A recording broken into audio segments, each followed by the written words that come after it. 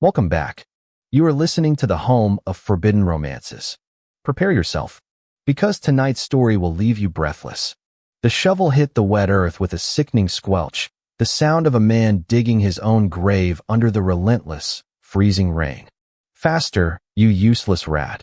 A voice sneered from the darkness, accompanied by the metallic click of a safety catch disengaging. Julian's hands were raw, bleeding, and numb, but he didn't stop digging. He couldn't. The barrel of the pistol pointed at the back of his head by his stepbrother, Marcus, was a very persuasive motivator. The rain plastered Julian's cheap, oversized shirt to his shivering frame, hiding the tears that mingled with the grime on his face. This was it. After 22 years of sleeping in the cellar, eating scraps, and serving the family that loathed his existence, he was finally being discarded like broken furniture. There was no grand betrayal, no dramatic reason. Marcus simply wanted Julian's share of the meager inheritance their stepfather had left, and Julian was an inconvenience that needed to be erased. "Please," Julian whispered, the word fragile as glass. "I won't tell anyone. I'll leave." "You're damn right you're leaving," Marcus laughed, raising the gun. "You're an infection, Julian. A parasite we've been forced to feed. Goodbye." Julian squeezed his eyes shut, bracing for the bullet. Thud. There was no gunshot. Instead, there was a wet, heavy sound of meat hitting mud, followed by a gurgled gasp. The rain seemed to stop, or perhaps time simply froze. Julian slowly turned his head, trembling. Marcus was on the ground, face pressed into the muck, unconscious. Standing over him was a shadow, a man, immense and terrifying, holding a sleek black umbrella that seemed to repel not just the rain, but the very darkness of the night.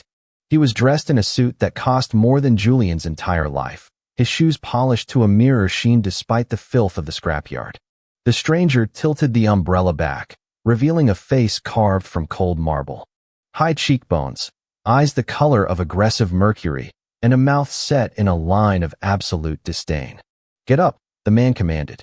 His voice was deep, a baritone that vibrated through Julian's chest. Who are you?" Julian stammered, clutching the shovel like a lifeline. The man stepped forward, ignoring the mud splattering his trousers. He looked at Julian not with pity, but with a critical, appraising glare, like a jeweler inspecting a rough diamond covered in cold dust.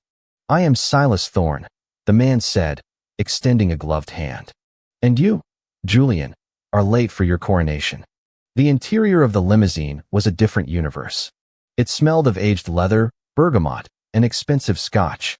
Julian sat huddled in the corner, wrapped in a heated cashmere blanket, dripping murky water onto the pristine floor mats. Across from him, Silas Thorne sat with one leg crossed over the other, typing on a tablet, utterly unbothered by the wet stray dog he had just allowed into his vehicle. "Drink," Silas said, sliding a crystal tumbler of amber liquid across the small table. "It will stop the shaking." Julian took it with trembling hands. "Why did you save me?" "Marcus. He's going to call the police." Silas let out a dark, humorless chuckle. "Marcus will wake up in a holding cell 3 towns over with a kilogram of cocaine in his trunk. He won't be calling anyone. As for why I saved you." Silas tapped the tablet screen and spun it around. It was a family tree. At the top sat a name that made the blood drain from Julian's face: Grand Duke Valerius Blackwood. The Blackwood Consortium was a myth, a global empire of shipping, energy, and shadow governments. They were American royalty, but darker, older. At the bottom of the tree, connected by a dotted line to the late daughter of the Duke, was a picture of Julian. "Your mother didn't die in a car accident as you were told," Silas explained, his tone clinical. "She ran away. She fell in love with a commoner, a nobody. To protect you from the enemies of the Blackwood estate, she placed you in the care of the Vane family with a substantial stipend. She died shortly after, assuming you were safe." "Safe?" Julian choked out a laugh, hysteria bubbling in his throat. "They beat me. They made me sleep in the coal chute. They treated me like a slave." Silas's eyes narrowed, a flash of genuine peril sparking within them. "Because the stipend stopped. The Duke fell into a coma 5 years ago. The automatic payments ceased. The Vanes, being greedy swine, kept you as free labor rather than releasing you. They resented you because the money dried up. So, I'm what? Julian asked, his voice small. You are Cashin Blackwood, the sole heir to a $40 billion empire. Silas leaned forward, his mercury eyes locking onto Julian's terrified brown ones. And I am the executor of the estate. It is my job to take you, a broken, abused boy, and forge you into a king before the wolves in the board of directors eat you alive. Julian stared at his scarred hands. I can't. I'm nobody. I can't even stand up to Marcus. Then you will learn, Silas said softly, dangerously. Because the people coming for you now make Marcus look like a saint. You belong to me now, Cashin, and I do not let my assets break. The Blackwood estate was not a home. It was a fortress disguised as a Gothic cathedral. Stone gargoyles leered from the parapets, and the hallways were long, cold arteries of marble and velvet. For the first week, Julian, now forced to answer to Cashin, saw no one but the servants and Silas. Especially Silas. Silas was everywhere. He was there when Julian woke up, criticizing his posture. He was there at dinner, correcting his fork usage with a sharp tap of a silver knife against Julian's knuckles. It was a different kind of abuse, or so it felt. Where the veins used fists and insults, Silas used cold perfectionism and psychological pressure. Straighten your back, Silas commanded one evening in the library. Julian was trying to memorize the faces of the board of directors, but the words were swimming. I'm tired, Silas, Julian murmured, slumping. Tired? Silas walked around the desk, looming over him. He placed a hand on the back of Julian's neck.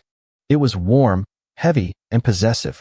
Do you think your cousin, Elias, is tired? He is currently lobbying the shareholders to declare you mentally incompetent so he can seize control. If you are tired, you die. Maybe I want to die, Julian shouted, snapping for the first time. He stood up, shoving Silas's hand away. The sudden movement sent a flare of pain through his ribs, a parting gift from Marcus a few days prior. Julian winced, clutching his side. Silas's expression didn't change, but his gaze dropped to Julian's ribs. Take off your shirt. What? Julian backed away, clutching his collar. No. Cashin. Shirt. Now. It wasn't a request. It was an order given by a man used to armies obeying him. Trembling, Julian unbuttoned his shirt and let it slide off his shoulders. The silence in the library was deafening. Julian's pale skin was a roadmap of cruelty. Cigarette burns on his shoulders, lash marks on his back from a belt, and the fresh, purple bruising on his ribs. He wrapped his arms around himself, shame burning his face. He felt hideous. Damaged goods. He waited for Silas to look away in disgust. Instead, he felt cool fingers trace the old scar on his shoulder. Silas's touch was feather-light, a stark contrast to his brutal personality. Who did this? Silas asked. His voice was devoid of emotion, which made it terrifying. It was the calm before a massacre. My stepfather. When I was 12, Julian whispered. Silas moved closer. He was so close Julian could smell the sandalwood of his cologne. And this? He traced a jagged line on Julian's hip. Marcus. Last year. Silas exhaled slowly. He stepped back, picking up Julian's shirt and draping it gently over his shoulders. He didn't button it. He just held the fabric together at Julian's chest, his knuckles brushing against Julian's sternum. I told you I was the executor, Silas murmured, his eyes dark, pupils blown wide. But I am also the Blackwood's cleaner. I dispose of problems. Silas, give me names, Cashin. Give me every single name of every person who has ever laid a hand on you. Why? Silas leaned down, his lips brushing against the shell of Julian's ear. So I can burn their worlds to the ground. No one touches what is mine. The possessiveness in his voice sent a jolt of electricity down Julian's spine. It wasn't fear. It was relief. For the first time in his life, the monster wasn't coming for him. The monster was standing between him and the dark. The weeks bled into a month.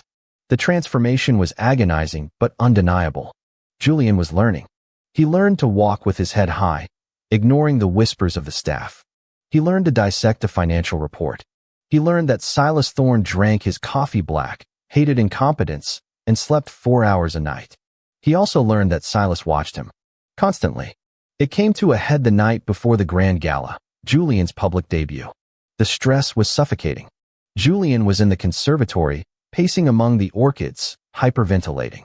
You're spiraling, Silas said, stepping out of the shadows.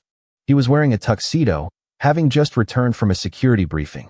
He looked devastatingly handsome, and it made Julian's stomach twist. I can't do it, Silas, Julian gasped, sitting on a stone bench.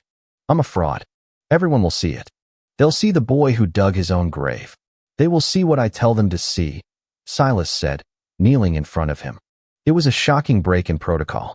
Silas Thorne never kneeled. Look at me. Julian looked. You are a Blackwood. You have survived hell. You have endured pain that would have broken men like your cousin Elias in a week. That is your strength. You don't need to be polished. You need to be steel. I don't feel like steel, Julian whispered. I feel like I'm about to shatter. Then let me hold you together, Silas said. Before Julian could process the words, Silas leaned in and kissed him. It wasn't a gentle kiss. It was hungry, desperate, and laden with a month of repressed tension. Silas's hand tangled in Julian's hair, tilting his head back, devouring him. Julian froze for a second, then melted. He grabbed the lapels of Silas's jacket, pulling him closer, anchoring himself. When they broke apart, both were breathless. Silas rested his forehead against Julian's. You are the heir, Silas rasped. You are my master. But tonight you are just a man. Silas, tomorrow, you command the room, Silas said, standing up and pulling Julian with him. But tonight, let me command you. The Grand Gala was a shark tank filled with glitter. Chandeliers the size of cars hung from the ceiling, and the elite of the city swirled in a sea of silk and diamonds. Julian stood at the top of the grand staircase, dressed in a white suit that made him look like a fallen angel. He was terrified, but he felt the phantom weight of Silas's hand on his lower back, pushing him forward. He descended the stairs. Silence fell over the room. The hidden heir. He navigated the crowd with the grace Silas had drilled into him. He smiled. He nodded. He gave non-committal answers to prying questions. He was doing it. Then, the doors swung open. Well, isn't this a touching performance? The voice cut through the room like a knife. Marcus Vane strode in, wearing an ill-fitting suit, flanked by two lawyers, and, more concerningly, Elias Blackwood, Julian's rival cousin. The room gasped. Marcus, Julian said, his voice steady despite his racing heart. Don't play high and mighty with me. Cashin, Marcus sneered, drunk on confidence and likely Elias's money. Ladies and gentlemen, this man is a fraud. He's a mental patient my family took in out of pity. He has a history of delusions. Look at him. He's a servant boy playing dress-up. Elias stepped forward, smiling like a viper. If these allegations are true, the board must suspend the succession immediately pending a psychiatric evaluation. Silas moved from the shadows, his hand going to the inside of his jacket. He was going to end this, violently. No, Julian thought. If he fights my battles, I will always be the victim. Julian raised a hand, stopping Silas in his tracks. The gesture was imperious, absolute. Silas froze, his eyes widening slightly. Julian walked down the remaining steps, the crowd parting for him. He stopped inches from Marcus. He was taller than Marcus now, posture, heels, and confidence adding inches to his height. A mental patient? Julian asked, his voice projecting clearly without a microphone. Is that what you told cousin Elias to get your invite? It's the truth. Marcus spat. You're weak. You cried when I told you to dig. The crowd murmured. Julian didn't flinch. He smiled, and it was a smile he had learned from Silas, cold, predatory. I did cry, Marcus, because I was mourning the brother I wished you were. But let's talk about facts. Julian turned to the crowd. My cousin Elias has paid this man $50,000 to disrupt this evening. The bank transfer cleared this morning at 9 a.m. I have the records. Elias's smile faltered. That's a lie. And, Julian continued, turning back to Marcus, you claim I am delusional? Interesting. Because I remember the cellar. I remember the beatings. And I remember that you are currently on probation for embezzlement. Julian snapped his fingers. Two security guards stepped forward. But I am merciful, Julian said softly. Elias, you will leave my house. If you challenge my claim again, I will release the dossier on your offshore accounts to the IRS. I believe Silas has been compiling it for weeks. He looked at Silas. Silas nodded, a smirk playing on his lips. And you, Marcus, Julian stepped closer, his voice dropping to a whisper only Marcus could hear. You should have pulled the trigger. Because now, I own the police. I own the courts. And I own the very ground you walk on. Get out before I decide to see if you can dig a grave as fast as I can. Marcus turned pale. He looked at Elias, who was already retreating. The power dynamic had shifted. The victim was dead. The king had risen. Get them out of my sight, Julian commanded. As the guards dragged the sputtering Marcus away, the room erupted into applause. They loved a show of strength. Julian turned, his adrenaline crashing. He found Silas waiting by a pillar. Silas didn't clap. He just looked at Julian with an intensity that burned. He bowed his head, a gesture of genuine submission and respect. Well done, master, Silas mouthed. Later that night, the gala was over. The mansion was quiet. Julian sat on the edge of his massive bed, loosening his tie. The door clicked locked. Silas stood there, leaning against the doorframe. The professional distance was gone. The air between them was thick with the earlier promise. You stopped me, Silas said, walking slowly toward the bed. I was going to kill him. I know, Julian said, looking up through his lashes. But I don't need a protector anymore, Silas. I need a partner. Silas stopped between Julian's knees. He reached down, running a thumb over Julian's bottom lip. You were magnificent. Cruel. Beautiful. I had a good teacher. The teacher is done, Silas said, his voice dropping to a growl as he pushed Julian back onto the mattress, crawling over him like a dark shadow. Now, I serve the head of the house. Julian reached up, tangling his fingers in Silas's hair, pulling him down. Show me, Julian whispered. Silas kissed him, deep and possessing, sealing the pact between the heir and the hound who would burn the world for him. And that is how the abused boy became the emperor, and how the emperor tamed the monster. If you enjoyed seeing Julian finally take his crown and put his family in their place, destroy that like button. And tell me in the comments, if you were Julian, would you have let Marcus go, or would you have let Silas finish the job? I'll be reading your answers. Subscribe for the next chapter. Until then, prompt image. Prompt. Masterpiece. Best quality. High res. 1.2. Korean manhwa style. Semi-realistic. Digital art. 2 men. BL. Yaoi. Man 1. Julian. Young. Slender. White suit. Messy dark hair. Triumphant but weary expression. Sitting on edge of bed. Loosening tie. Man 2. Silas. Tall. Muscular. Black tuxedo. Leaning over Man 1. Intense possessive gaze. Hand on Man 1's jaw. Predatory stance. Background is dim luxurious bedroom. Moonlight through tall windows, silk sheets. Intimate atmosphere, dramatic. Lighting, cinematic composition, sharp focus, intricate details.